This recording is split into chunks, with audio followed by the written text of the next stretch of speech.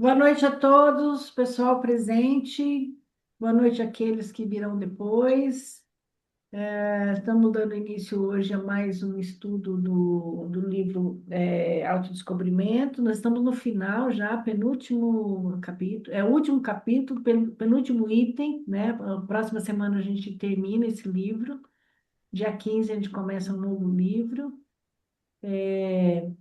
E para dar início, então, a Edna vai fazer a leitura de um texto. E depois a Cláudia vai fazer a apresentação do tema. Com você, Edna. Ok.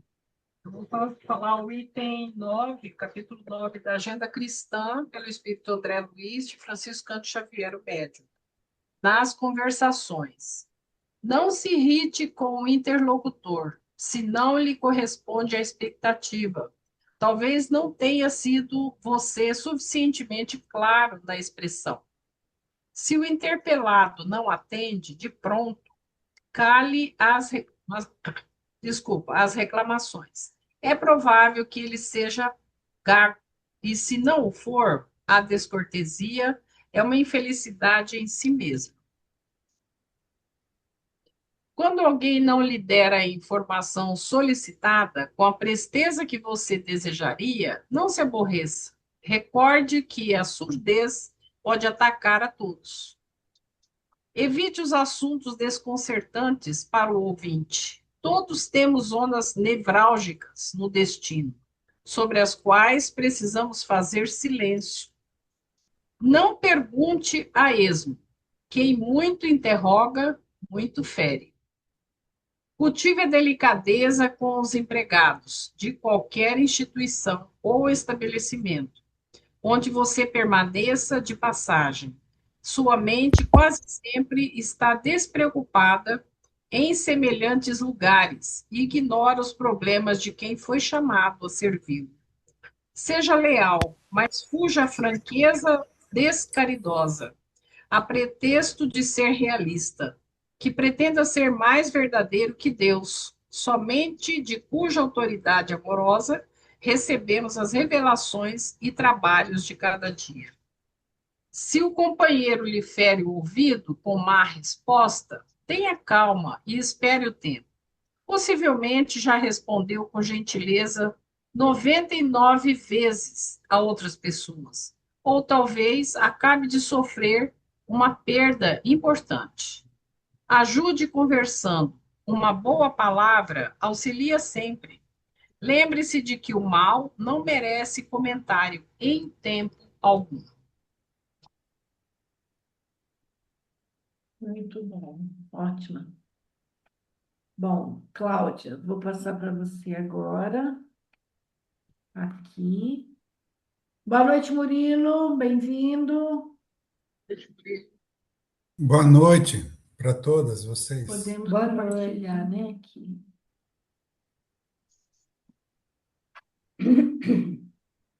Compartilhar, tá. Aqui eu vou deixar aqui do lado, para a gente se ver, ok? Bom, vamos lá, Cláudia, fica à vontade, o arquivo já está aí. Boa noite. Hoje nós vamos falar sobre o penúltimo item do capítulo 11, o último capítulo do livro Autodescobrimento. O nome do tema é Conquista de Si. Para Joana, a conquista de si trata-se de um imenso programa de conquistas planificadoras, em que todo o empenho humano é direcionado para um correto amadurecimento psicológico, rumo à harmonia do eu profundo em relação com a sua realidade, à compreensão do divino e do humano Cláudia, nele existente. tá baixo o som. Está baixo? Acho que talvez você esteja um pouco longe. Longe? Vamos pôr mais próximo aqui dela. Veja se melhora. Vocês estão me ouvindo agora? Melhorou? Melhorou? Agora nós não Bom, estamos te ouvindo. na época o dela está desligado. Ah, sim. Tá. Bom, então Joana fala que a conquista de si é um programa de conquistas, né, planificadoras, porque ela é rumo à plenitude do ser E existe um empenho aí humano de direcionamento, e é um empenho que ele é correto, é direcionado e leva ao amadurecimento psicológico, rumo à harmonia do eu profundo, em relação com a sua realidade, a compreensão do divino e do humano neles existentes, descobrindo a sua causalidade e entregando-se à fatalidade de forma consciente do processo de evolução que não cessa. Aí eu fiz um gráficozinho aí, só para dizer que a gente parte da consciência de sono rumo ao despertar, e aí a gente, nesse processo, a gente vai conseguindo um autoconhecimento até a gente chegar ao eu profundo. Então, esse processo, ele é dominado pela conquista de si. Então, é um processo lento, gradual, aonde nós partimos de situações bem primitivas, que ainda, né, ligado muito ao primitivismo, à consciência de sono, de adormecimento, rumo à conquista da nossa consciência, 100% da nossa consciência. Deixa eu só admitir isso. Aí. Então, próximo. Então, aí a Joana, ela diz, é bem profundo esse tema, porque ela diz assim, que o ego como produção do estado de consciência, ao mesmo tempo que ele também é integrante, ele faz parte do processo de crescimento. Além dele ser uma produção do estado de consciência, ele também atua nesse processo de crescimento rumo, né, à plenitude. Então, Joana diz: à medida que vão sendo fixados os patamares a alcançar mais amplas perspectivas de triunfo, se dilatam no ser que se identifica com a vida, com os valores expressivos e a necessidade de vivenciar, a necessidade de experienciar. Então, toda vez que a gente vai ampliando, a gente vai alcançando amplas, maiores perspectivas de triunfo, vai se dilatando, nós vamos aumentando o nosso percentual de consciência e de valores, mas assim, ligados à nossa experienciação, à experiência no viver, vivenciando isso. Ela diz também que o ser vai abandonando as regiões sombrias dos conflitos degenerativos para fluir o bem-estar sem receio e alegria, sem inseguranças. Então, vai fluindo para o bem-estar, para a alegria, sem inseguranças, libertando-se das conturbações atinentes aos atos praticados, que estavam condicionados pelas imposições sociais e religiosas. Aqui ela diz assim, imposições de culpa, de valores colocados culturalmente pela educação. Então, à medida que nós vamos deixando essas regiões sombrias, né, esses conflitos eles vão se depurando, vão se diminuindo e o ser começa a vivenciar um bem-estar maior, deixando de ser direcionado ou conduzido, né, por essas heranças nossas primitivas. O ego no processo de crescimento. A Joana diz que nesse processo de crescimento, dessas descobertas valiosas, pode ainda ocorrer vários desvios e insucessos psicológicos, devido a essas inquietações e incertezas sobre os recentes avanços como fenômenos naturais para a fixação das novas e relevantes conquistas. A larga adaptação é uma ocorrência comum a todas as formas de vida, a todos os seres humanos. Então, esse processo dessas descobertas, elas são movidas por um crescente, por um crescimento, mas existe nesse movimento há umas quebras, há umas dificuldades, umas inquietações. Então, esse movimento não é um movimento linear, mas é um movimento de altos e de baixas. Então, eu fiz aqui um gráfico colocando isso, a jornada do ego, esses altos e esses baixos que a gente vivencia nesse processo de buscar a nossa plenitude, de buscar a nossa autonomia, de buscar a nossa libertação. Então, nós partimos aí de regiões sombrias, aqui, né? De regiões sombrias. Aqui o ego tá mergulhado em conflitos, medos e inseguranças, né? Partimos para algumas conquistas aqui. Então, essas conquistas, o ego se fortalece ao alcançar objetivos e superar desafios. Então, é um movimento de crescimento. E aí a gente conquista alguns júbilos nesse caminhar, nessa experienciação, no nosso autodescobrimento. E aí ocorre, né, com esses júbilos, a gente fica eufórico, né?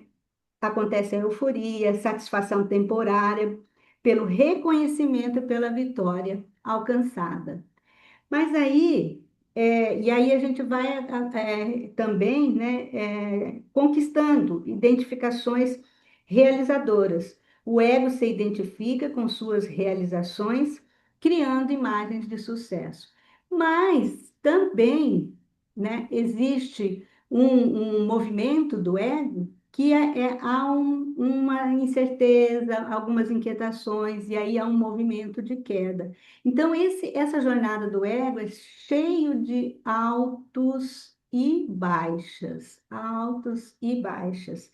Então, aí ocorre, Joana fala que ocorre um saudosismo pela inquietação e pela incerteza, porque a queda, aí há uma queda, né, revela o vazio das identificações. O ego sente saudade do que passou e teme o que não controla. Então, o ego, ele teme o que não controla nesse movimento, porque é um movimento de descobertas, é um movimento de amplia-se uma visão maior da consciência de si, e o ego, ele não está preparado para isso. Então, aí ocorre resistências, por isso essas inquietações, né, e essas incertezas aqui, que faz parte do caminhar. Esse é um movimento que faz parte da nossa libertação, né?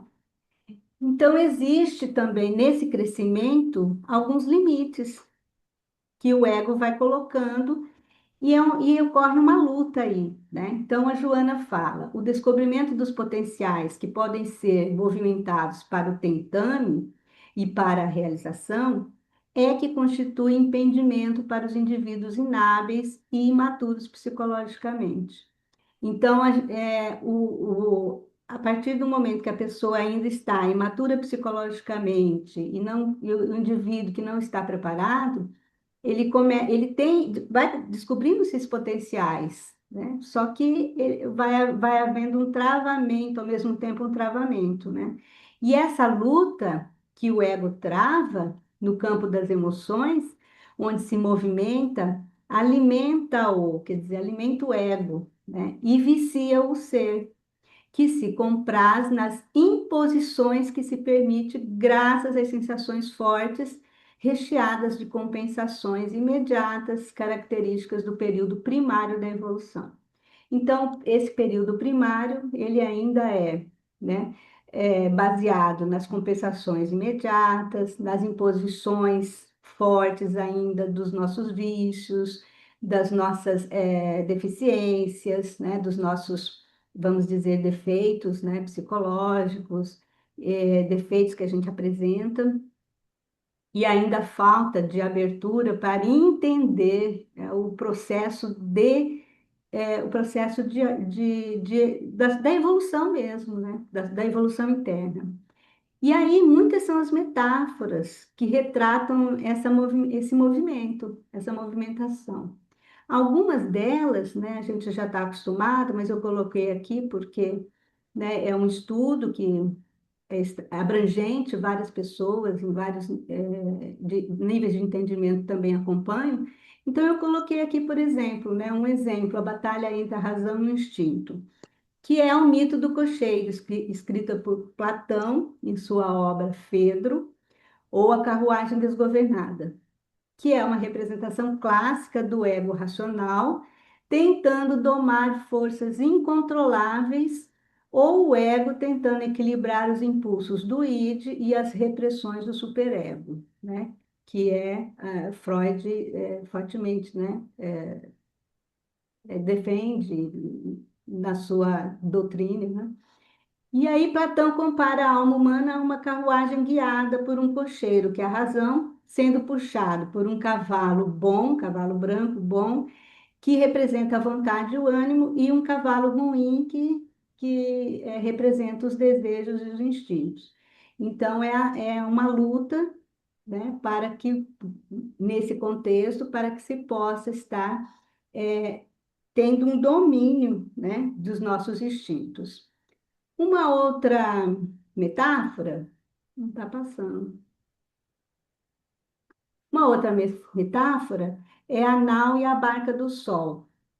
Na psicologia de Jung, analítica de Jung, a luta da consciência contra ameaças de ser inundadas pelo inconsciente é frequentemente simbolizada por imagens de um barco enfrentando tempestades ou navegando por águas escuras. Então, nessa visão, né, nessa tela, né, que Jung demonstrou, é a Tempestade no Mar de Galileia, foi pintada por Rembrandt em 1633.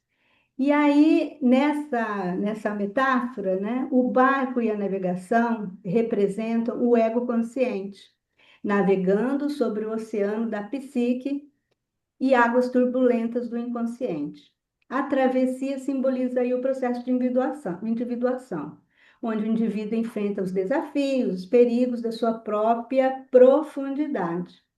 Essa travessia exige enfrentar as tormentas internas para integrar os conteúdos da psique. Então, esta é também uma metáfora muito usada para representar esse movimento. Uma outra metáfora é a sombra e o espelho. São imagens de dualidade, onde a pessoa enfrenta o seu duplo, ou seu lado oculto. Representam o ego lidando com paixões destrutivas, como o ódio, a inveja, o ciúme. Aí a sombra representa, né? É a parte do inconsciente que abriga nossos desejos, nossos instintos, medos e características inaceitáveis para a consciência e para a sociedade. Quando ignorada, essa sombra drena nossa energia através da autossabotagem, ansiedade, raiva ou comportamentos incontroláveis. O espelho é o processo mental inconsciente onde não aceitamos certos aspectos da nossa própria sombra e por isso os jogamos no mundo exterior. O que vemos fora é a denúncia de algo que você enterrou em si, que nós enterramos em si, em nós mesmos, ou reprimimos por um julgamento muito forte, né?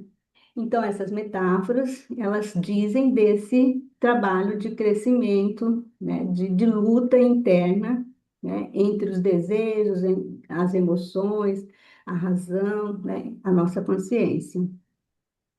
Joana fala que esse empreendimento, né, esse processo de crescimento, podemos dizer de individuação ou de plenitude, ele tem um alto significado. Por quê? Porque propõe um esforço e decisão. A Joana sempre fala isso, né? Em todos os. Quando ela pode, ela diz essas duas palavras, né? O esforço e a decisão. Esforço vem de disciplina, decisão de nós conscientemente optarmos por esse crescimento interno, interior, né? Então, para eleger entre o que se tem e aquilo que se aspira, que pode ser alcançado, eliminando os condicionamentos inquietadores mediante a assimilação de novos condicionamentos, que substituem, né, os anteriores, nos libertando. Então, quando Joana fala que nós temos que estar adquirindo hábitos mais saudáveis, É isso, a gente estar ainda, né, no nosso trabalho ainda muito ainda de início, né, de primitivismo, estarmos vencendo os nossos vícios, os nossos maus hábitos e trocando-os por hábitos mais saudáveis, né, por condicionamentos que vão nos levar, né, a ter uma melhor assertividade no nosso trabalho, visto que nós estamos assim, é como se fôssemos cegos tateando, né?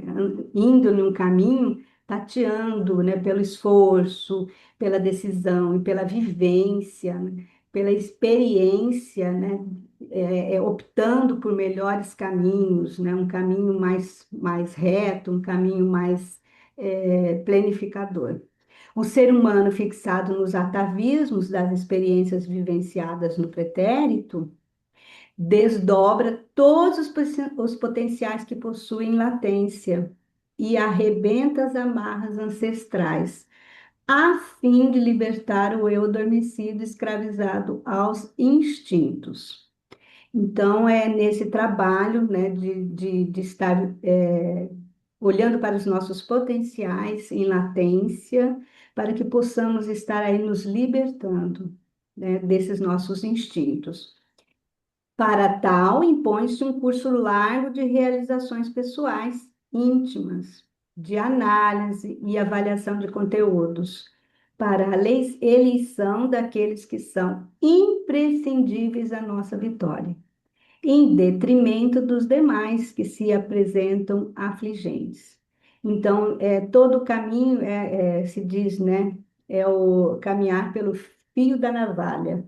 Então, é aquele caminhar cauteloso, aquele caminhar avaliativo, de análise, né? Não é um caminhar simplesmente pelo caminho mais fácil, né? Pelos prazeres, né? Pelo vivenciar, pelo hedonismo, mas bem ao contrário, é um caminhar cauteloso, né?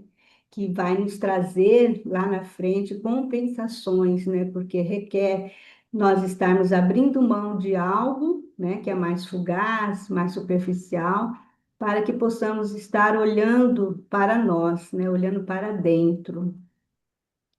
Então, o desenvolvimento do si, a Joana fala que é acompanhado pela desagregação do ego. E existem duas fases aí que ela enfatiza. As fases primeiras, o ego desempenha um papel de preservação da vida, dos direitos ao prazer, que embora que sejam transitórios, né? Do atendimento das necessidades fisiológicas, dos valores pessoais. Então, nessa fase, o ego ainda fixa como constritor, uma condição de algoz, sombreamento das nossas paisagens do ser, para permanecer no domínio ainda, no domínio do nosso corpo, da nossa mente, dos nossos pensamentos, né? Em que vai predominar aí as emoções, né? Puramente, sem nenhum propósito aí espiritual, simplesmente, né? Vivendo com os condicionamentos que a gente traz. Só que ao mesmo tempo que o ego ele faz tudo isso, ele é importante, né? Então o papel dele é importante nesse processo, embora ele tenha resistência, ele tem essa importância, né? Porque ele desempenha esses papéis, né? Mas ao mesmo tempo que ele faz isso, ele também acontece a transformação, para e passo, vai acontecendo essa transformação devagar, mas vai havendo essa elasticidade, vai havendo uma mudança, vai se apresentando uma visão, né, do si. Então, elastece-se essa visão apresentando-lhe o si. Então, ele reage ainda com violência e estertora-se, ou seja, agoniza à medida que ele perde o espaço psicológico até ser ultrapassado em vitória culminante. Então, esse processo é um processo, né, que tende ao crescimento, existe uma resistência, mas como se diz, infalível, né? É uma finalidade, né? É um futuro a se apresentar. E aí vai acontecendo essa transformação, porque ele vai perdendo um espaço, porque ele vai se convencendo, né? Ele vai se, o si vai tomando um espaço. Então, a Joana diz, né, que um exemplo disso desse desenvolvimento do si, a desagregação do ego, justamente lá na cultura oriental, né, na Índia principalmente, a batalha, é uma batalha de consciência, né, que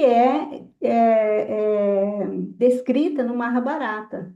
Então, é uma luta entre duas famílias, né? O triunfo dos Pandavas sobre os Kauravas. Marca o clímax do Mahabharata, que é a grande epopeia hindu. Então, após 18 dias da monumental guerra de Kurukshetra, no campo de batalha da consciência, os Pandavas venceram a disputa pelo trono de Hastinapura. A vitória foi consolidada graças ao apoio divino de Krishna e à sua estrita adesão ao Dharma. Ao Dharma, né, na cultura indiana, né, o dever e a retidão. As poucas virtudes vence os muitos vícios por estratégia conjunta. Então, eles se unem, né? E conseguem vencer essa batalha, né? Então, é um grande épico aí da Índia que traz essa luta, né? Do príncipe Krishna, né? Ajudando, né, nessa batalha para vencer, mas representa a batalha da consciência, né, essa luta, né, interna. Também um outro exemplo que a gente vê no esoterismo, né, o Jung também estudou profundamente a alquimia. Então, a alquimia também descreve esse processo de transmutação e purificação em 4 fases principais, né? Que é no Magnum Opus, ou grande obra. Essas etapas combinam manipulação física de elementos com o desenvolvimento da consciência. Então, existem essas 4 fases aí que são descritas, né? Nigredo, Albedo, Citrinitas e Rubedo. Nigredo, que é a obra negra, né? É a primeira fase, envolve a decomposição, putrefação e o caos. A matéria original é reduzida ao estado bruto, matéria-prima. Na alquimia espiritual, representa a noite escura da alma, momento de crise e confronto com o próprio inconsciente. Aí, já num crescimento maior, né, vem a fase de albedo, que é a obra branca, que já é a etapa de purificação e de limpeza. A matéria caótica do estágio anterior é lavada e purificada, trazendo clareza mental, aceitação e separação entre o que é puro e o que é impuro.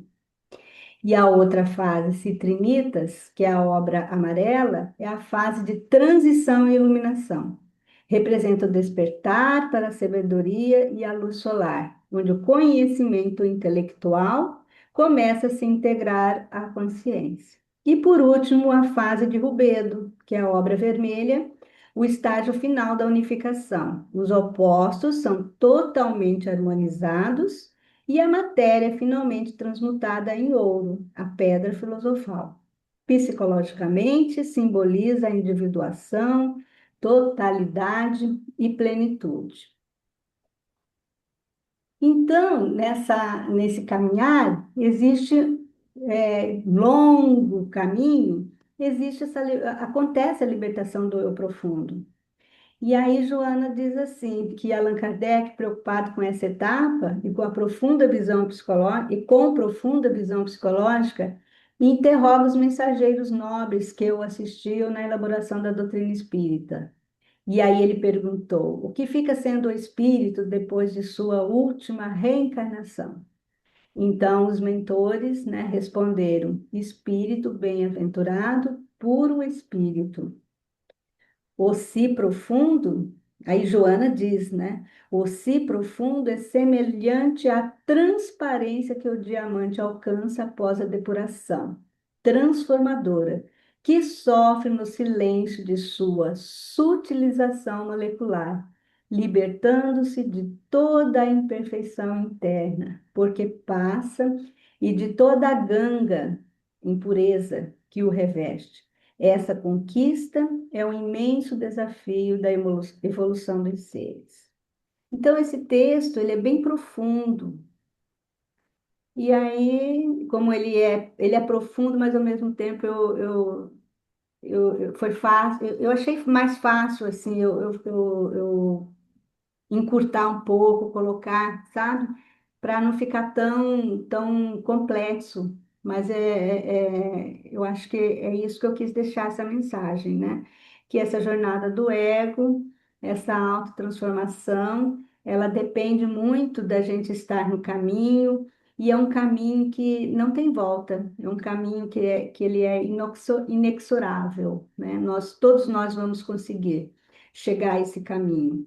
Uns vão por caminhos mais retos, mais curtos, outros vão por caminhos mais longos, mas sempre nessa transformação, nesse olhar, nessa desintegração desse ego, né? Esse enfraquecimento do ego. Mas ele é o nosso, vamos dizer, é através dele que nós vamos conseguir chegar a esse trabalho de autotransformação. É isso.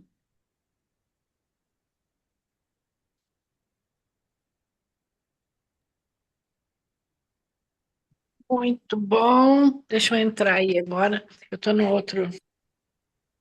outro celular aqui.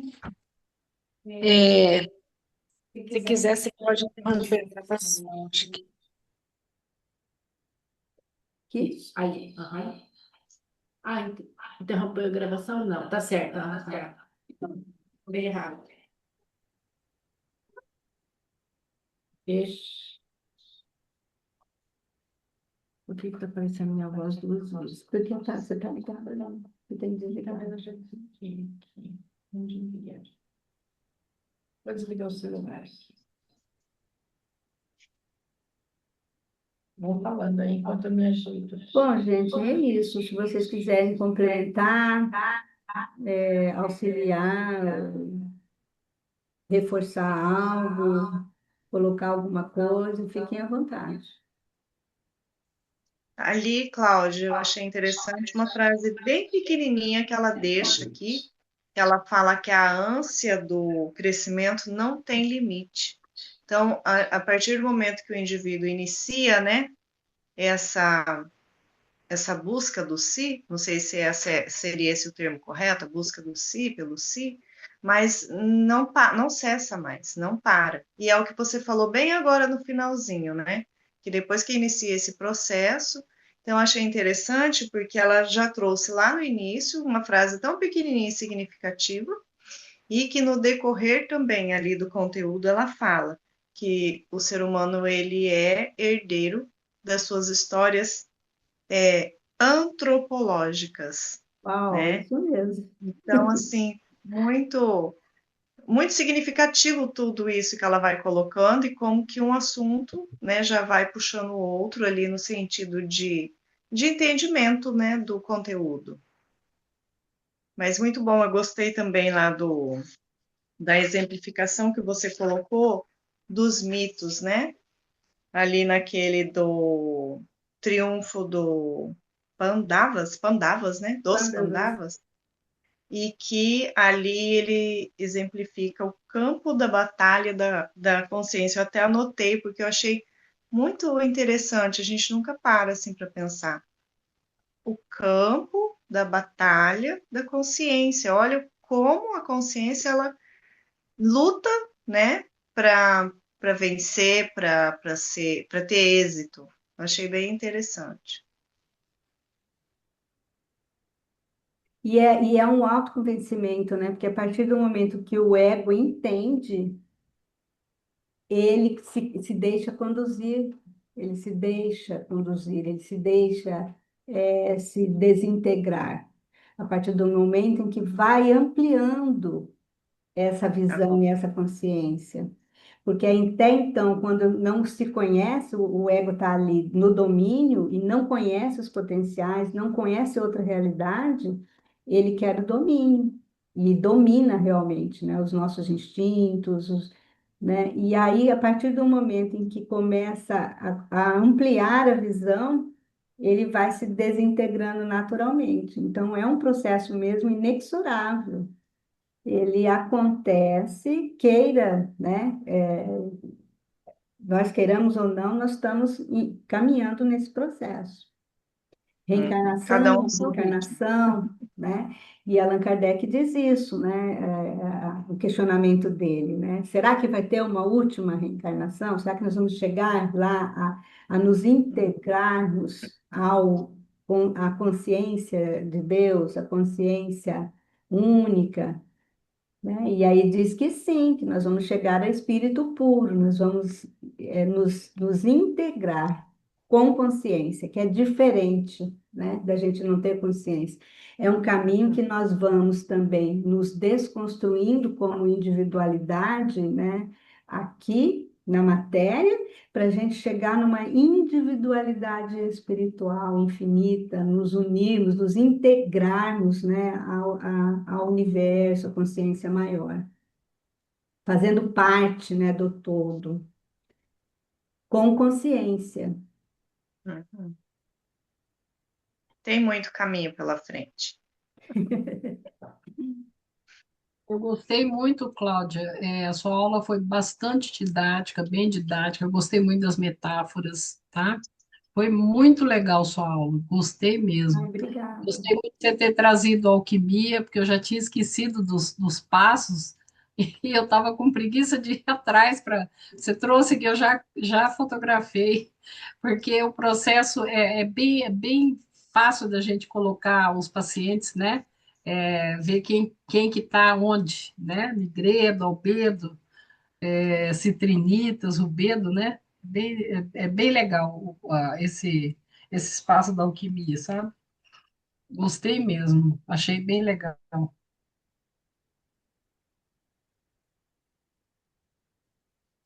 Bom, bom mesmo, Cláudia. Fantástico. E o texto também é muito, assim, para quase o fechamento do livro, né? Essa eterna busca, né, de si mesmo, né? Aquele gráfico do ego também foi muito legal, né? Aquele gráfico lá, muito bom. Que é essa nossa eterna batalha mesmo, né? É a gente tornar-se nós mesmos, né? Como diz o Jung também, né? Essa é a nossa tarefa, né? A gente se tornar aquilo que a gente é, né? E, e assim, eu entendo assim que o ego, ele vem nos auxiliando a viver nessa vida, né? Ali, e ele realmente quer comandar tudo, né? Quando a gente tem pouca, né, despertar da consciência, a gente fica só nessa estrutura, né? Nessa estrutura menor, como se ele fosse tudo, né? Quando a gente se abre para compreender que a gente tem uma estrutura superior, né? Uma alma, um espírito, um self, né? Cada um dá um nome. Quando a gente compreende isso, e trazer o ego para ele perder o medo disso, né? Porque acho que o ego, no princípio, ele tem medo, né? De não ser o ser superior, o centro das atenções, né? E aí ele realmente, no primeiro momento, ele tem medo de se entregar para isso, né? A gente tem muito medo no início de se entregar para esse ser superior que nós somos, né? Mas conforme a gente vai caminhando, lutando, né? Como é uma batalha mesmo, né? A gente vai descobrindo que não, que existe um ser e que pode conviver tranquilamente essas duas instâncias de forma integrada, né?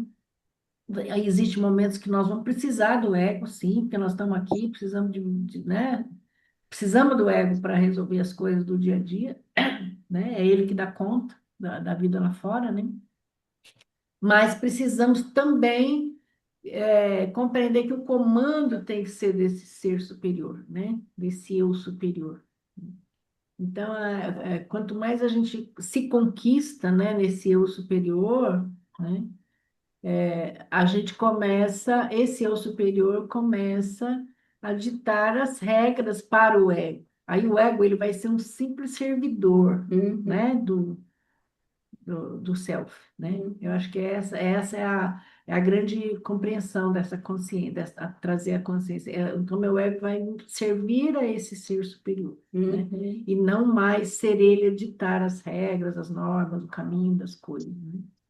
Eu acho que quando a gente consegue esse espacinho, e eu acho assim, a gente só consegue isso mais nessa fase que a gente está mesmo, na maturidade, né? Lá atrás é bem difícil, o ego vai e precisa, né? Também, realmente, quando a gente está lá na vida muito objetiva, a gente precisa desse ego comandando e tal.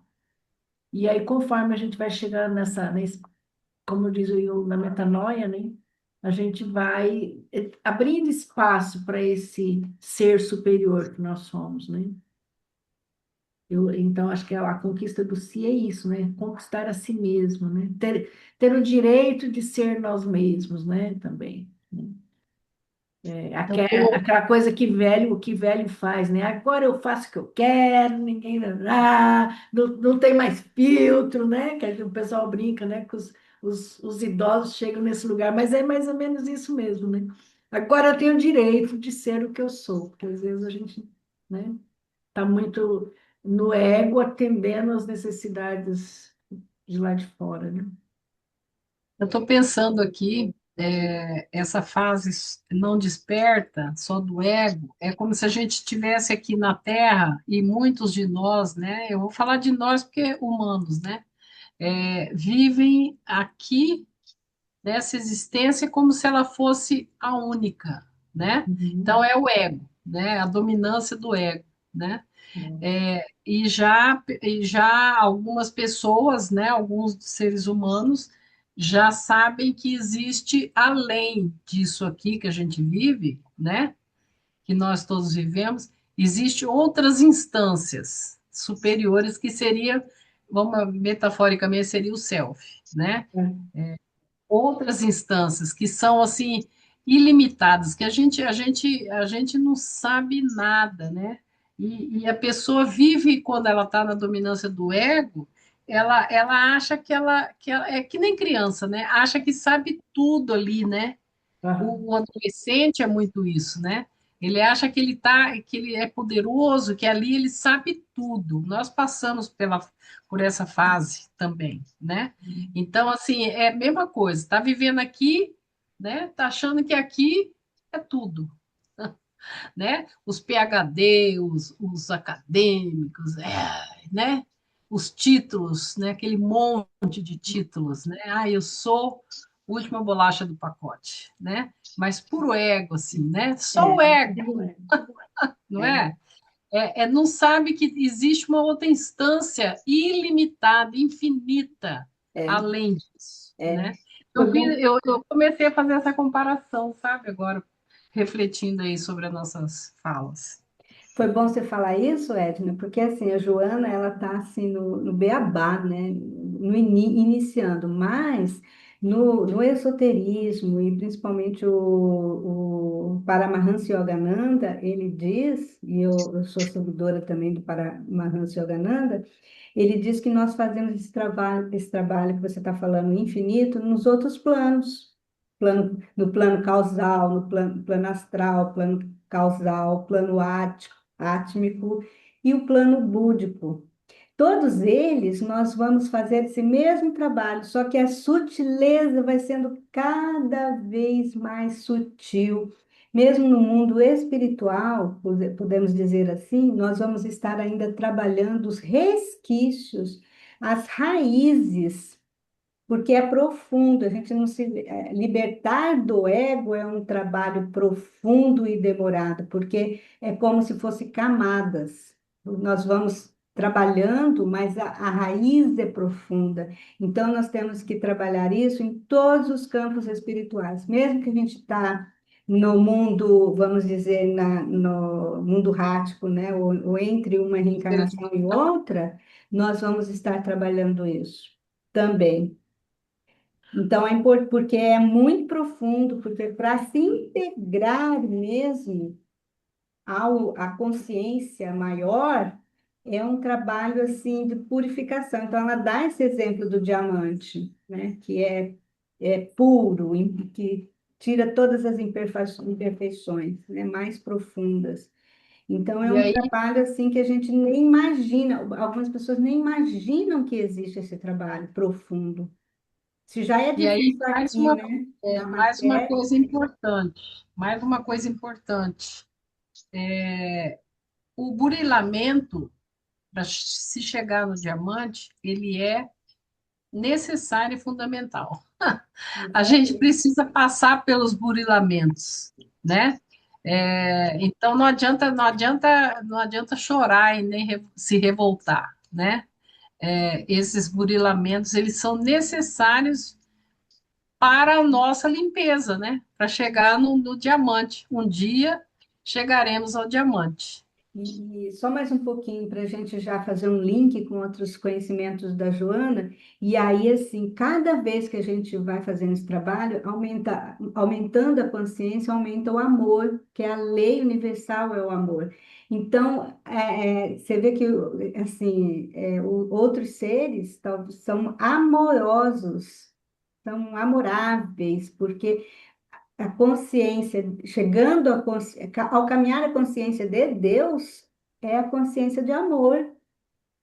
Então, nós vamos deixar de sermos, né, agressivos, raivosos, né, ciumentos, invejosos, todos, Egoísta. né, e irmos para uma consciência de amor. Então, todos os iluminados, eles dizem, né, eles deixam essa mensagem. Os iluminados aqui do planeta, né, São Francisco de Assis, Krishna, né, o Buda, Jesus Cristo, todos eles falam, né, enquanto estiver um, eu estarei aqui. Eu vou levar todos, porque o amor é muito grande. Então, assim, a gente está caminhando para o amor, caminhando para aumentar a consciência, aumentar o amor. Isso que, assim, é importante, né? A gente fazer o link lá com todo o livro que a gente estudou, né?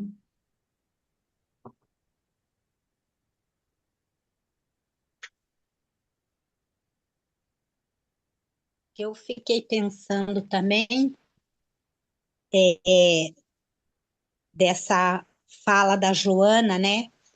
Nós somos herdeiros da história antropológica, fixado nos atavismos das experiências vivenciadas durante as fases primevas do seu desenvolvimento.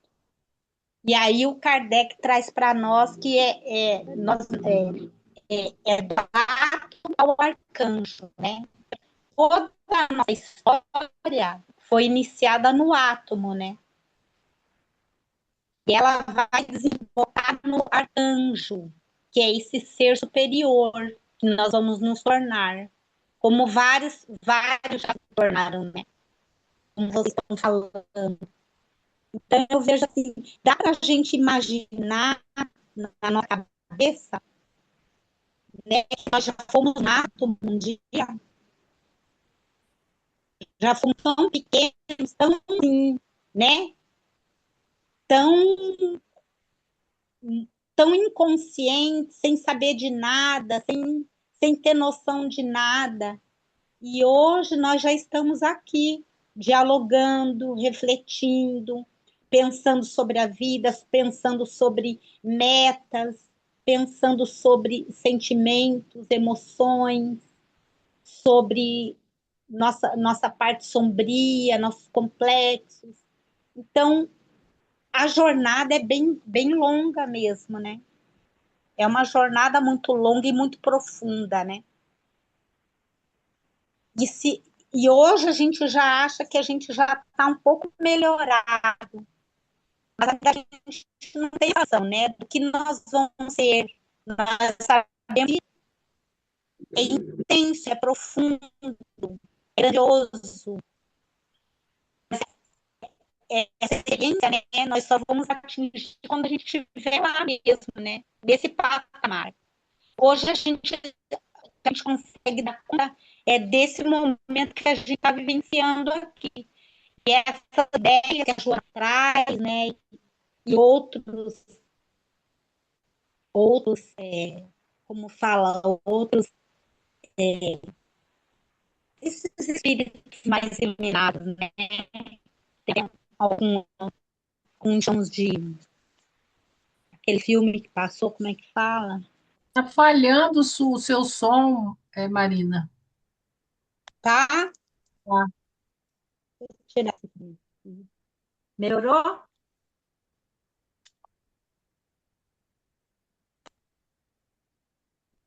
Fala alguma coisa para ver se melhorou. Melhorou? Parece que está mais ou menos Não? igual. Fala mais alguma coisa para a gente poder identificar. Deixa eu ligar a energia. Deixa eu ver se a internet pode estar ligada. Está me escutando agora? Tá falhando ainda. Tá falhando. Continua tremendo, tá falhando. Então, vou falando Deve ser vocês que daqui a internet. pouco eu sabe melhor a minha.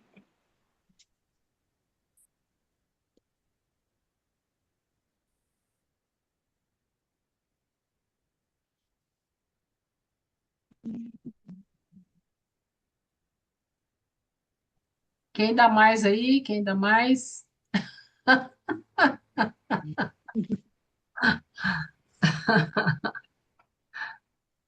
Eu cheguei bem por último, mas eu cheguei bem na hora em que a Cláudia estava falando que o ego, à medida em que ele vai sendo trabalhado pelas experiências da vida, a estrutura do ego vai se elastecendo, né?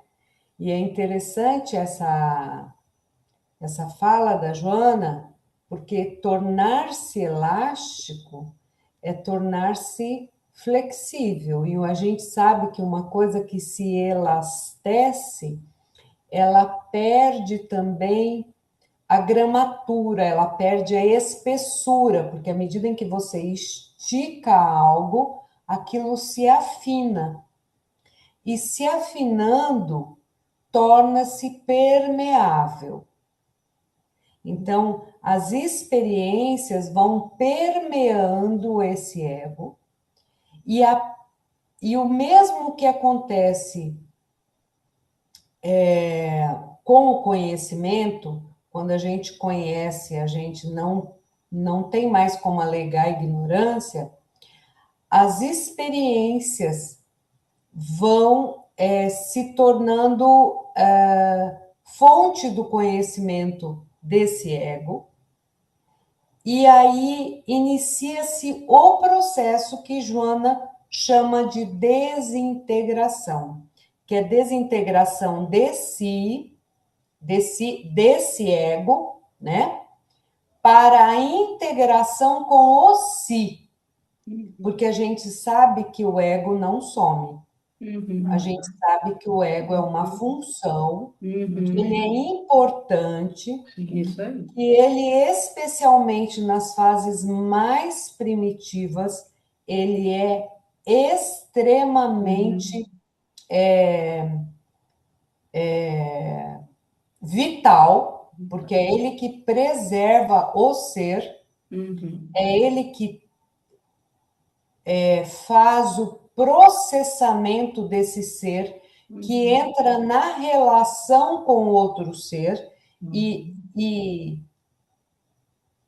tem o papel da integridade desse ser, da sobrevivência desse ser. Então, à medida em que esse ego se desintegra, como Joana fala, para integrar-se no si, e aí sim deixar-se permear livremente por aquilo que é superior, por aquilo que é profundo, por aquilo que é significativo, a constituição, vamos dizer assim, do self, né? Que é a integração completa, né? E aí, como a própria Cláudia estava falando, a gente tem, por compreensão até de alguns estudiosos que falam, que vai chegar um momento em que nós não vamos mais ter um corpo densificado, né? E nós teremos um corpo formado basicamente pelos resquícios do perispírito, mas que também, num processo muito mais longo, nós nem perispírito teremos mais, né? Então, nós tenderemos a ter sei lá o quê, né? Integrar. E que será, né? Que a gente vai ser. E quando a Marina fala de átomo, que é assim, imagina, nós já fomos um átomo.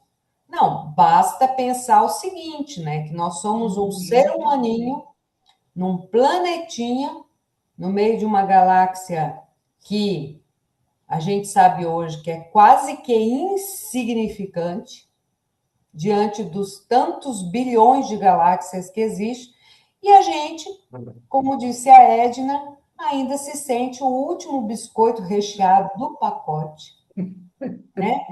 E acha que nós, né? É pouca consciência, né?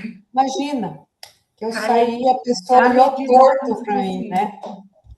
E pensar, né, que esse corpo que a gente tem, já fomos um átomo, hoje somos um aglomerado de átomos que estão evoluindo, que um dia serão pessoas como nós, que vão estar evoluindo também, e aí não dá para nossa consciência, né, abarcar tudo isso, né? Porque já pensou pensar tudo isso?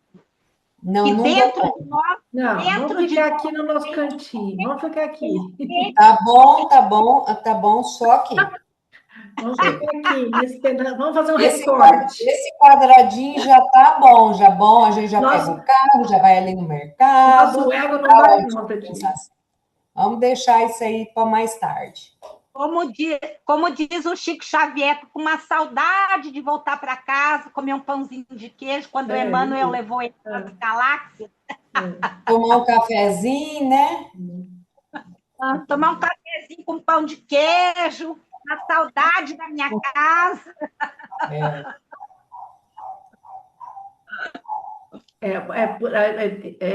Através desse exemplo aí que a gente está brincando, a gente percebe assim, a importância do caminhar junto deste ego, dessa estrutura egóica, caminhar junto com a abertura de consciência para encontrar essa estrutura superior, né? Porque senão a gente não dá conta mesmo. Se você diz, não tem mais ego, vou direto para o meu self. Não vai, não dá conta. A gente tem que voltar para aqui, para hoje, para agora, para o quadradinho, porque é aqui que a gente dá conta, né? É aqui que nós estamos dando conta. Então, o processo, ele é lento mesmo, devagar, né? Precisa ser amoroso, né? Principalmente, né? Com a gente mesmo, para a gente ir fazendo essa beliscadinha, assim, né? Na instância superior, mas vai lá e volta, né? Vai flexibilizando, né? Como a Joana trouxe, né? Essa elasticidade, né? Vamos lá, volta, vamos lá e volta, né? Mas tem hora que a gente vai um pouquinho mais para lá e fica, né? É mais ou menos isso, né? Mas a gente precisa voltar, né? Eu acho assim, tem hora que a gente precisa voltar para a geladeira, para a cama, né? Para o supermercado. E aí é o ego que tem que estar lá, né? Não dá para ser um céu aberto ali, né? Murilo? Ele está quieto. Eu tenho analisado cada fala, né, e buscando introjetar e ver o que volta, né? Aí me vem aquela questão das 4 funções de Jung, né? A primária, a secundária, a terciária e a inferior. E quando eu olho para o mundo, o meu olhar é um olhar da função da intuição e do pensamento. Então, é um olhar mais frio. E aí eu falo assim: você já está pronto, o seu ego já está em condições de ser mais elástico e perceber que está na sombra a função sentimento e a função da realização, ou seja, o Murilo fica mais no teórico, no científico, né? Então, acaba sendo um ego que ao longo de 57 anos está fazendo o trabalho, né, de, de se preparar por meio do autodescobrimento, do crescimento que a Joana trouxe por você, Cláudia. E aí, quando vem aquela frase, o ego não está preparado para essa expansão de consciência, surgem resistências, inquietações e incertezas. Aí, isso mexe com as minhas funções inferiores. Por quê? Aí eu já fico com a minha criança interior rebelde. Como assim que o meu eu profundo vai querer comandar esse ser desejado? Uma faculdade antes de desencarnar, que quer participar de uma transformação do contexto do trabalho, minimizar ou criar algo que proporcione a diminuição do sofrimento psíquico no contexto do trabalho.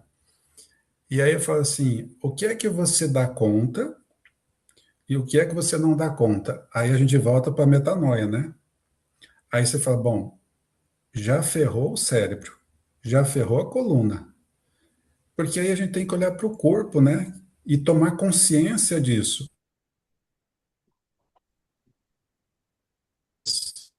Elas levam você mais para fora do que para dentro. Então, enquanto uma mãe calorosa, numa função sentimento, ou numa ânima, né? Ou um homem também, numa função de ânima, ele abraça sem perguntar por quê, ele acolhe sem pensar, né? Ele tem uma ternura, ele tem um calor, né? E aí eu falo assim, que há um saudosismo do ego, né? Ele sente saudade do que passou e teme o que não controla. Então, quando a gente sofre os traumas, e esses traumas de alguma forma nos machucam, nós interpretamos que aquilo nos agrediu, nos feriu, nos magoou, né? E só que a gente lembra de um período antes, né? Eu entendi isso, que eu tinha, antes de sofrer um assédio moral, antes de eu sofrer uma violência psíquica, ou de uma agressão física mesmo, ou de sentir uma carência por abandono, por não ter sido valorizado, né? Aquele ego tinha uma lembrança diferente que ele passa a ter depois da dor. Mas, ao mesmo tempo, é essa dor que estimula você a refletir, né? E não deixar mais acontecer o que? Um feminicídio, uma violência, né? Contra si mesma ou contra si mesmo. Então, esse crescimento na prática de perceber ao longo de uma história de uma vida que existe um eu superior aqui e que se você abrir mão de algumas coisas, né, você vai ter inclusive mais performance humana, mais amor para distribuir. Só que aí o ego fica brigando. Não, deixa aqui comigo que eu tomo conta, eu vou gerenciando para você. Você fica aí onde você está. Aí você não deixa o seu eu profundo, a sua essência divina, né, vir contribuir. Então, ou seja, nem dentro de nós a gente está separado, né? A gente tem que se relacionar. amorosamente, Isso. com cuidado, com auto-perdão, Uhum. com aceitação, né? Com humildade. Eu falava para mim que era na força do braço. Mudou de nome, sabe? Era na força do ego. Hoje não está 100%. É igual a gente já falou, né? A Joana falou, são muitas encarnações. Mas já está um pouquinho melhor. E assim, a queda, um trechinho que ficou, né, também foi: a queda revela o vazio das identificações. O ego se apega às realizações passadas. E esses movimentos de alto e baixo fazem parte do processo de libertação. É fácil, quando você está no alto, você agradecer. Eu quero ver você agradecer quando é a hora de dar o testemunho. Né? Eu estou com câncer no pulmão, eu sofri um acidente, amputei uma perna, né? Aí é a hora que a gente vai ver o quanto esse ego é capaz de aceitar o processo e seguir em frente, né? E não desistir. Ou não resistir, né? Porque eu acho que um dos grandes problemas do ego é a resistência, né? De se entregar, de abrir mão do controle, né? A gente falou, acho que na semana passada, que a Edna até comentou, né? Como é libertador quando a gente abre mão do controle, do resultado. Você só tem que fazer, o resultado não te compete. Mas o ego, ele fica nesse lugar, né? Eu quero fazer e eu quero controlar o resultado. Então, eu acho que quando você abre mão do resultado, é abrir mão desse controle do ego. O ego só tem que agir, ele não vai controlar nada, ele não dá conta de mais nada, ele só dá conta de agir, né? Então, você tem que fazer. O resultado não O ego compete. teme o que não controla. Isso foi um Não, tapa na cara, né? E eu tenho exatamente. ouvido isso esse mês, Tem né? um medo Toda danado. reunião nossa tá ali, né? Joana pontuando, ó, você não tem controle de nada. É, Agora ela deu nome e sobrenome, né? Ego. é, Mas a Obrigado. gente não pode esquecer que o ego ele tem uma função de aprendizado. E para o aprendizado, o resultado é importante. Então, isso, na verdade, é um equilíbrio, né? Assegurar-se de um resultado, o controle do resultado, pode ser um equívoco, mas o aprendizado com o resultado é importantíssimo. É importantíssimo. Porque é baseado no resultado em que nós avaliamos as nossas experiências. E é no resultado que a gente compreende a consequência das nossas ações, vamos dizer assim. Que é uma função de ego importantíssima. É o agir. Em Olga, você me faz lembrar, sabe do quê? Da nossa capacidade de lidar com a frustração, né? Sim. Se a gente usar os dois, né? O que você falou. Eu tive uma experiência e o resultado foi esse. Você conseguiu lidar com a frustração? Não. Então você precisa de autodescobrimento, autoconhecimento, dialogar com as sombras. Aí você fortalece o ego, vai lá, faz de novo. Você conseguiu lidar com a frustração? Sim. Ou seja, por aí, pelo comportamento, né, pela reação, a gente consegue avaliar se o ego amadureceu, né? Ou você compreender que o fracasso não é necessariamente um resultado negativo, É um mas é um determinismo, né? resultado. Não é um determinismo. Né? Então, assim, você agiu, você tinha uma expectativa sobre a sua ação, aí começa a questão do controle, porque daí você quer que a sua ação desencadeie o que a sua expectativa determinou, não ocorre o que a sua expectativa determinou, e às vezes por um pelinho assim, foi um monte de coisa boa, mas um pelinho não deu. Aí você sente o quê? Fracasso. O fracasso vem a frustração. Frustração do quê? Do controle sobre O a resultado. expectativa que você tinha para que o resultado ocorresse. E aí você analisando o que ocorreu, a expectativa que você teve, o controle que você precisava obter, que você queria obter sobre a expectativa do resultado, aí você consegue ressignificar a experiência. E aí você aprende. Então, o processo de aprendizado, ele não é na não frustração, é na compreensão da sua ação no mundo, do seu estar no mundo e da sua relação com o outro.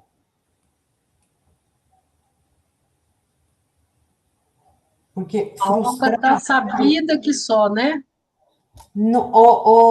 Edna, até eu tô achando que eu tô falando umas coisas que eu não sabia. Então, não sou bem eu que tô muito sabida, não. Eu tô, o que eu me dou conta, né? Eu até trabalhei com uma paciente ontem sobre isso, é que o nosso controle começa na expectativa. Eu tenho a expectativa que o outro reaja comigo de determinada forma. E aí começa o processo do controle. Quer dizer, o controle, ele é mais sorrateiro do que a gente imagina. Ele começa atrás, ó. Aqui, ó. A gente às vezes nem percebe que a gente está já com a expectativa controlada e em análise do outro com base nessa expectativa. E aí você abrir mão dessa manipulação, né? Porque é uma manipulação. E aí abrir mão da manipulação é o crescimento, é você abrir mão, é você estar, o ego estar se convencendo de que não precisa manipular. Não, veja, a compreensão da manipulação já é um processo. Já é um processo. Isso aí. Aí você perceber que você está manipulando, que você está em busca daquela manipulação, já é um progresso. E aí você começar a abrir mão disso, ou então trabalhar a frustração que vem em decorrência, é um outro processo. Quer dizer, a gente tem condições de ganhar compreensão para onde a gente olhar. É necessário o quê? Estar desperto. E a gente não se assim, embriagar da gente mesma. Porque às vezes a gente se embriaga conosco mesmo. Né?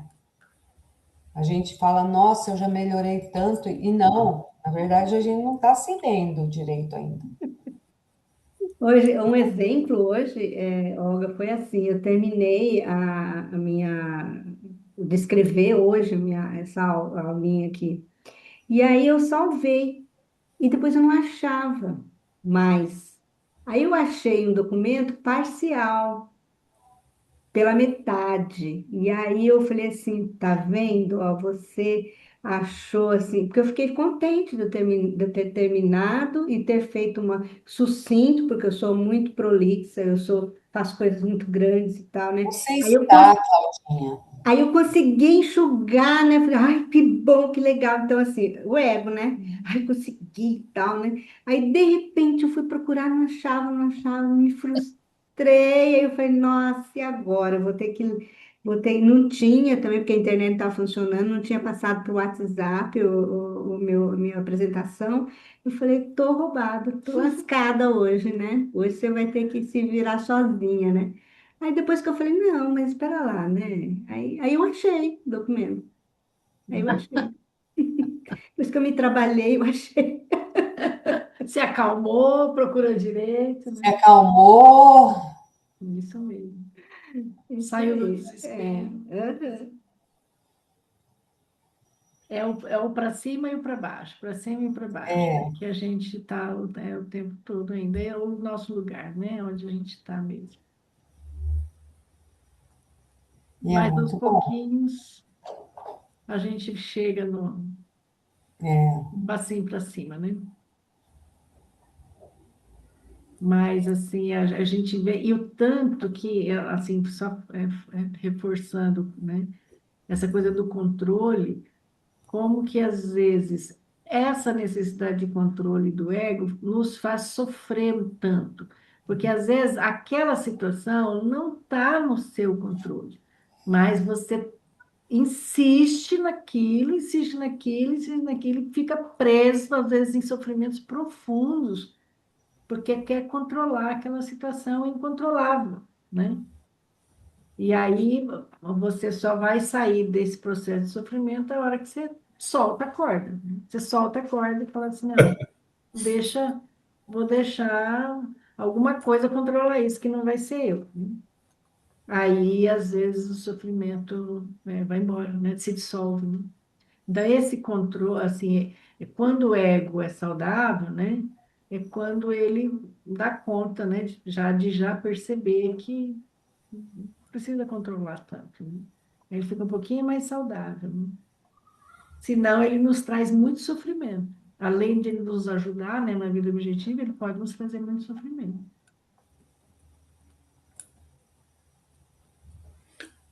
Os extremos, né? É um problema. Porque se eu não controlar o copo, ele vai cair no chão. É. Eu tenho que cuidar, não posso. O copo está cheio de leite, eu não vou cuidar, aí eu vou me mexer em cima da mesa de qualquer jeito. Uhum. Não, eu tenho que olhar ali, né? Eu tenho que ter um cuidado. Eu penso muito nas aulas da Liliane. Eu, como a cabeça matemática, científica, eu queria muito definir e falar, isso é isso. Não, não, depende.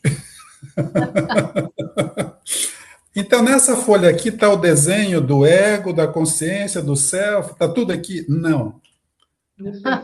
Tem um inconsciente coletivo, Murilo, e ele tá inserido aqui, não está dentro dessa folha A4. Mas não dá para colocar aqui? Não, Murilo. A gente faz só um desenho demonstrativo só. Ah, mas eu queria controlar. Ai, ai. Muito Mas é bom. difícil para mim largar o controle, hein? Eu sou réu, confesso. Uhum.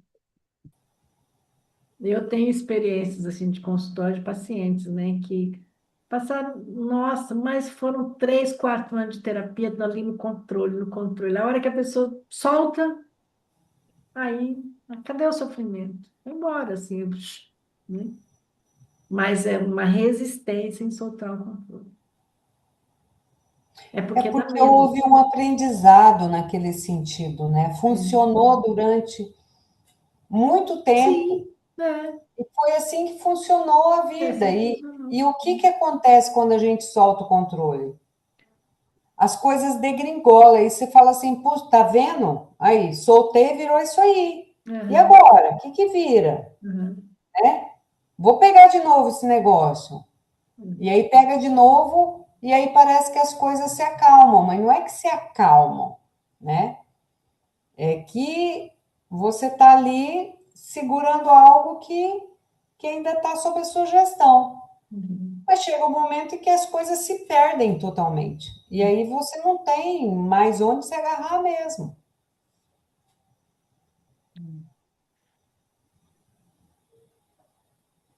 Muito bom. Tarefas, tarefa, né? O livro é autodescobrimento, né? É uma busca interior. Então, esse capítulo é isso, né? É essa busca de si, né? É, Onde é que eu estou? Quem eu sou, né? encossou, Dom Eu Covim, sou. Oncovô. Dom Cotô, Roncovu. É o dilema mineiro, né? Aham, de todos nós. Muito bem, meninos. Podemos ficar por aqui? Alguém quer colocar mais alguma coisa? Muitas Marisa, reflexões, né? Denilson. Muitas reflexões. Verdade. Muito bom esse tema, né? Muito Muito bom. bom. Então tá, vamos agradecer a todos a presença de todos aqui, tanto na parte material quanto na parte espiritual, né? E vamos dar por encerrada. Semana que vem estaremos aqui novamente com o último tema, tá? Vamos ver o que Joana nos traz para fechar esse livro, né? O autodescobrimento, né? Ok? Um grande abraço a todos.